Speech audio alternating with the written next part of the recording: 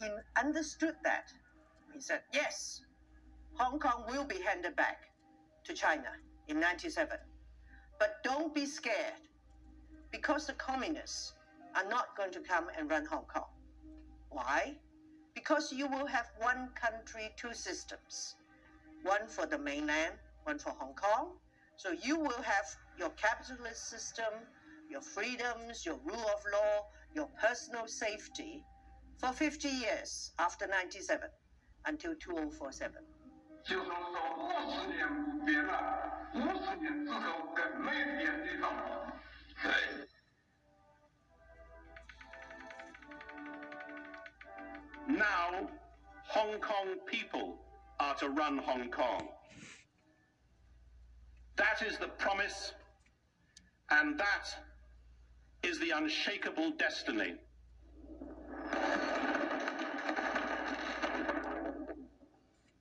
To the CCP, Hong Kong is a mixed blessing.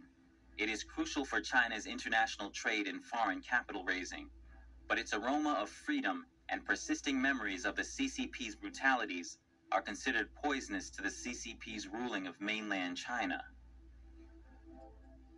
In 2003, 6 years after the handover, Beijing tried to pass Article 23, an anti-sedition law, in Hong Kong. It would let the party arrest commemorators, as well as free thinkers, people of faith, and political activists, all in the name of national security. Well, I think the Chinese government feels that they really need to come in and have very tight control. So, I mean, they have for decades, even before 97, infiltrated Hong Kong. Their party members have infiltrated the government, the universities, business, and professionals. In 2012, the regime tried to implement a national education curriculum that glorifies the party and teaches its version of history. 現在國民教育最大嘅被批評嘅地方就係洗腦。因為國民教育科係中國定出嚟嘅歷史，唔係真正嘅歷史。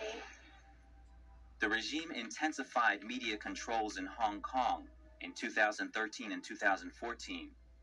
Journalists were stabbed and beaten by triads linked to the regime. Vandalism, physical attacks, and financial interference became common. The basic law promises press freedom, but in reality, it is being significantly compromised. Interviews were barred, finished pages were removed, photos were added, columnists were sacked. This is the worst time. I think most of mainstream media are self-regulated and self-censorship. Humanity, and have been called upon by divine beings to pass along, for this reason, several things to everyone in this world. Each of what I am about to disclose is a higher, closely guarded secret, and these are being shared to provide a true picture of affairs and to give people another chance at salvation. First is the question of how humankind came about. From the dawn of its creation to its final days, the universe has gone through an exceptionally long passage of time, consisting of 4 stages: formation, stasis, degeneration, and destruction.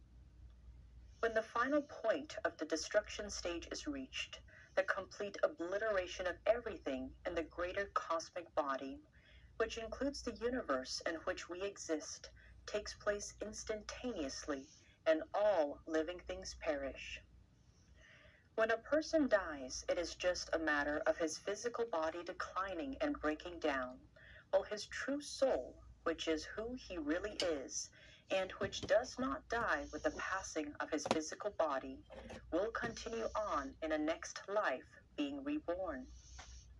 So just as the universe goes through formation, stasis, degeneration, and destruction, so too do human beings go through birth, aging, illness, and death.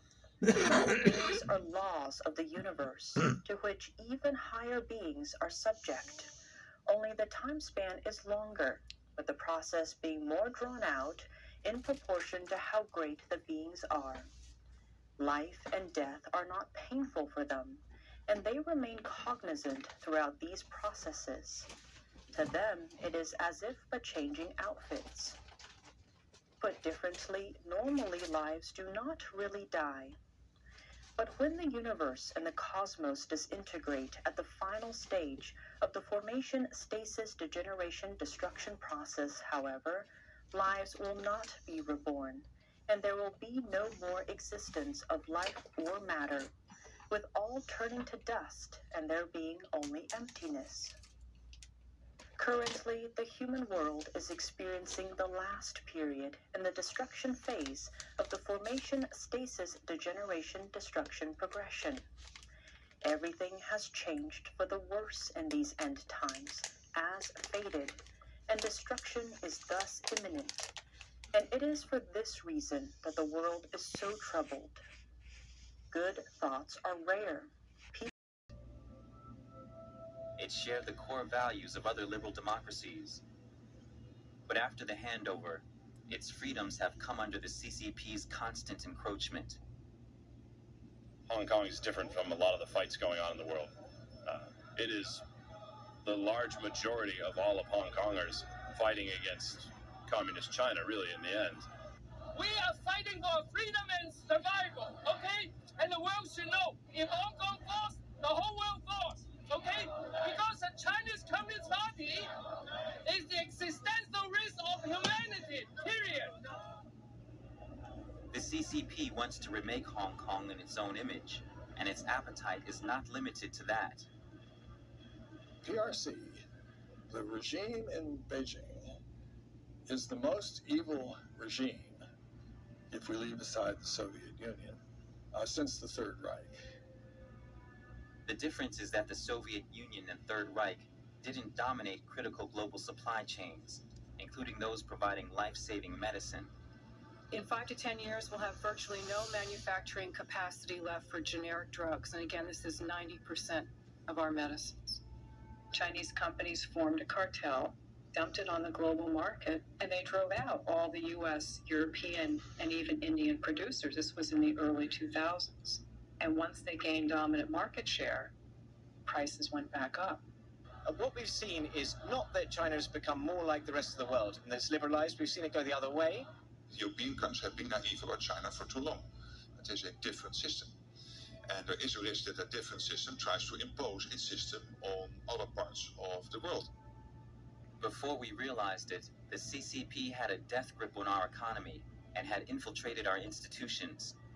From the party's great firewall in cyberspace, or to that great wall of sand in the South China Sea. More repression, more unfair competition, more predatory economic practices, indeed a more aggressive military posture as well.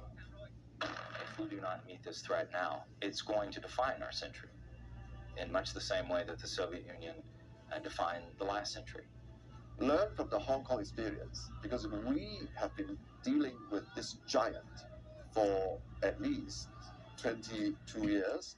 We have what has been happening on the ground to illustrate and to demonstrate to you how the CCP can go about taking over all these institutions and values.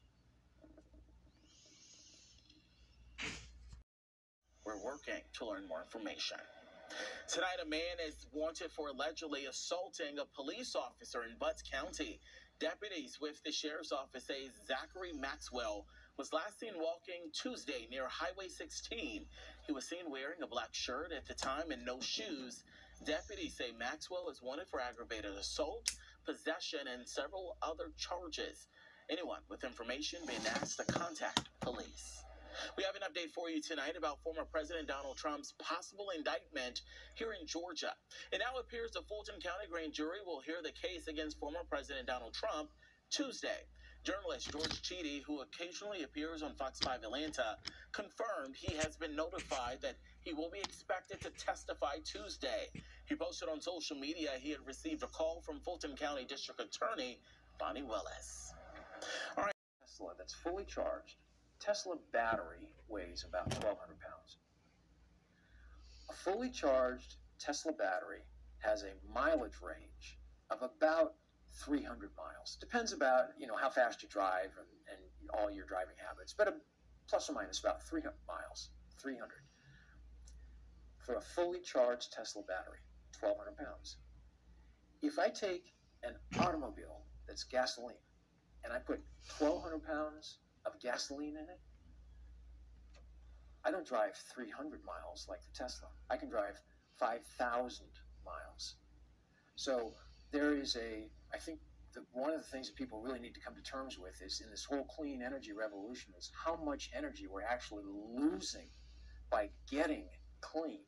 And to produce the power to make, to energize these batteries, be it in a gasoline engine for a car or a lawnmower, the wasted energy is enormous. It's just enormous, all for the sake of being clean, looking clean.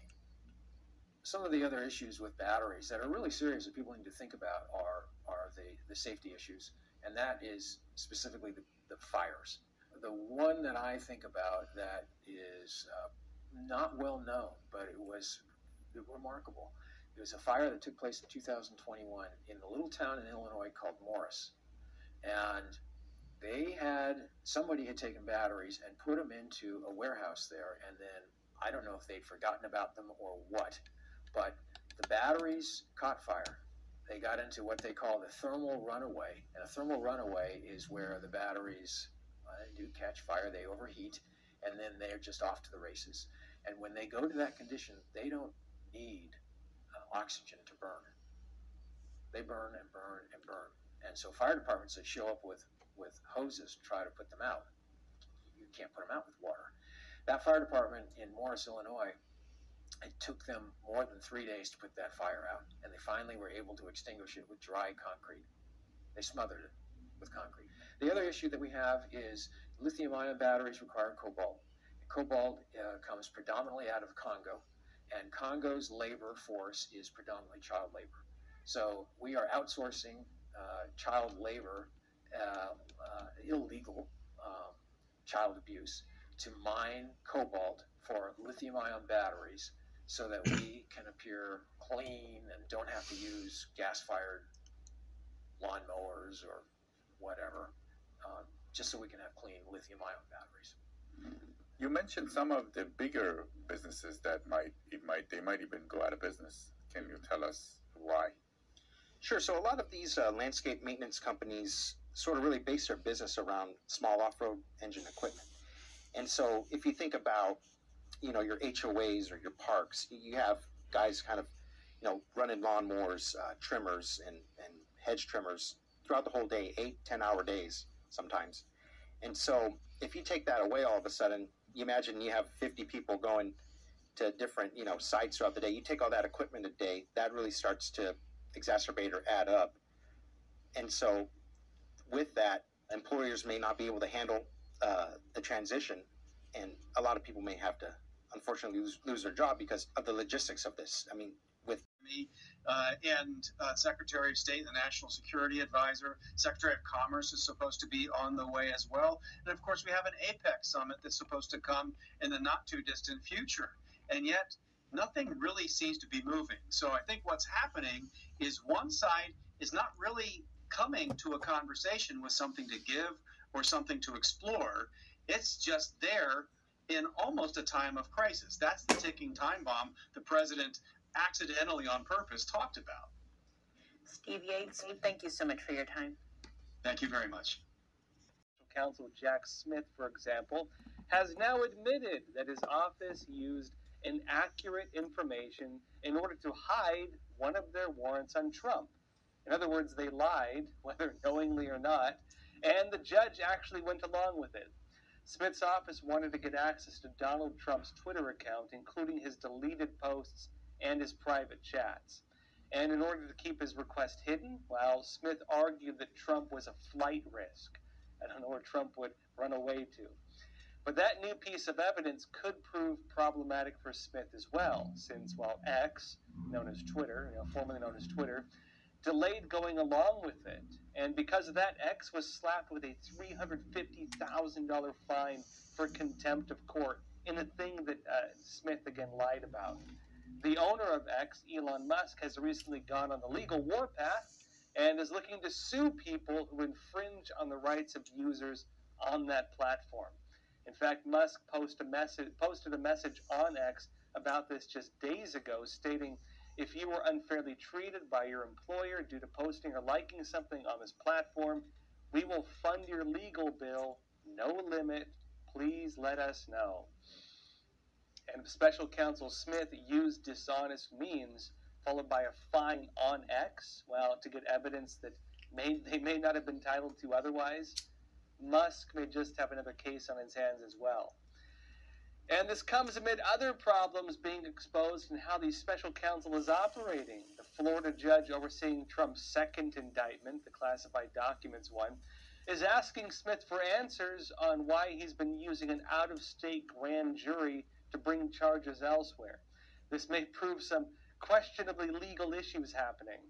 And Smith is accused of forming a grand jury in Washington and then using that to bring charges in Florida and then keeping the grand jury in place to keep investigating Trump afterwards. Now, look, under normal circumstances, the grand jury would be formed in the state where the charges are. So it's really pretty questionable why Smith is trying to keep it all in Washington. Now, in other news, imagine this. Imagine when Trump was president, if the Democrats had uncovered millions of dollars in secret payments. Imagine if they'd been taking money from foreign governments. If one of his sons was bringing in clients, calling Trump on the phone, and suggesting he could sell policy using his father. If Democrats had the receipts, had the chats, had emails where they talk about it, if the public knew about it, imagine what would happen, and then imagine if the Department of Justice stepped in and then decided to appoint a special counsel to investigate, and then they chose someone like Mike Lindell, the pillow guy, to lead the investigation, someone who really seems to like Trump. How do you think that would go? Well, that's basically what just happened with Hunter Biden. Evidence, including chats and emails and other records, are now made public, which show the Biden family was bringing in millions of dollars in foreign deals. Some records related to Hunter Biden show he called in his father, Joe Biden, while making some of those deals. And there was a real concern that Biden's role in government was a bargaining chip. Republicans want criminal investigations. What happens?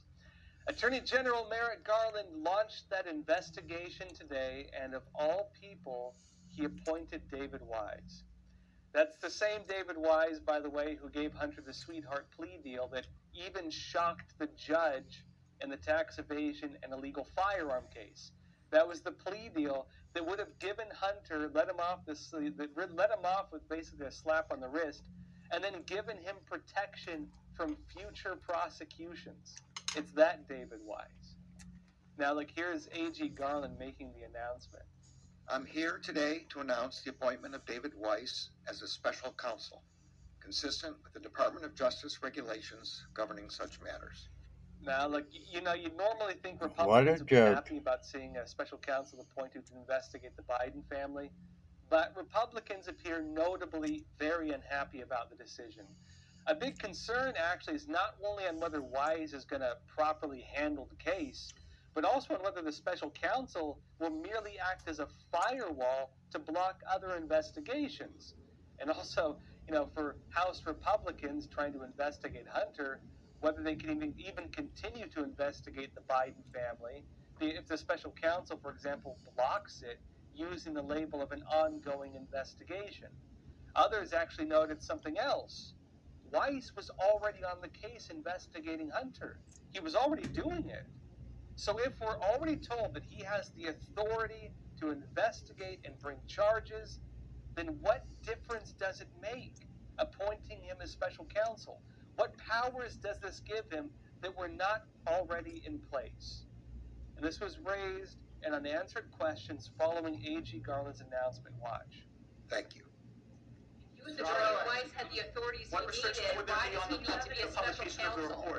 Do you still have faith in U.S. Attorney Weiss after the deal fell apart? There are some other problems as well.